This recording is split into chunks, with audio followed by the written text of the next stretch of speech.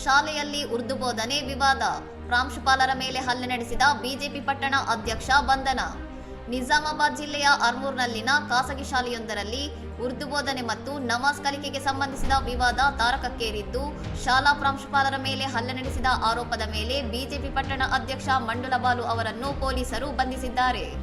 ಭರತ್ ಚಂದ್ರ ಪ್ರೌಢಶಾಲೆಯ ಪ್ರಾಂಶುಪಾಲ ಅಮೀರ್ ಖಾನ್ ಅವರ ಮೇಲೆ ಹಲ್ಲೆ ನಡೆಸಿದ ಮತ್ತು ನಿಂದಿಸಿದ ಆರೋಪದ ಮೇಲೆ ಪೊಲೀಸರು ಪ್ರಕರಣ ದಾಖಲಿಸಿಕೊಂಡು ಆರೋಪಿಯನ್ನು ಅಂಕಪುರದ ಅತಿಥಿಗೃಹದಿಂದ ವಶಕ್ಕೆ ಪಡೆದಿದ್ದಾರೆ.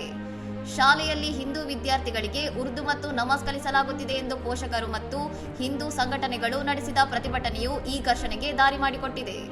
ಇದೇ ಪ್ರಕರಣಕ್ಕೆ ಸಂಬಂಧಿಸಿದಂತೆ ಪ್ರತಿಭಟನೆಯಲ್ಲಿ ಭಾಗವಹಿಸಲು ತೆರಳುತ್ತಿದ್ದ ಆರ್ಮೂರ್ ಶಾಸಕ ಪೈದಿ ರಾಕೇಶ್ ರೆಡ್ಡಿ ಅವರನ್ನು ಬಿಕ್ನೂರ್ನಲ್ಲಿ ಪೊಲೀಸರು ಮುನ್ನೆಚ್ಚರಿಕೆ ಕ್ರಮವಾಗಿ ತಡೆದು ವಶಕ್ಕೆ ಪಡೆದಿದ್ದಾರೆ.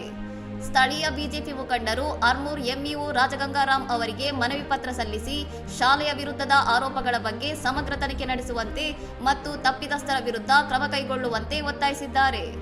ಸದ್ಯ ಆರ್ಮೂರ್ ಪಟ್ಟಣದಲ್ಲಿ ಪೊಲೀಸ್ ಭದ್ರತೆಯನ್ನು ಹೆಚ್ಚಿಸಲಾಗಿದ್ದು, ಘಟನೆಯ ಸಂಪೂರ್ಣ ಹಿನ್ನೆಲೆ ಮತ್ತು ಕಾನೂನುಬಾಹಿರ ಚಟುವಟಿಕೆಗಳ ಬಗ್ಗೆ ತನಿಖೆ ಮುಂದುವರೆದಿದೆ. ಇನ್ನಷ್ಟು ಸುದ್ದಿಗಳಿಗಾಗಿ ನೋಡ್ತಾ ಇರಿ ಸೌರಂ ಟಿವಿ.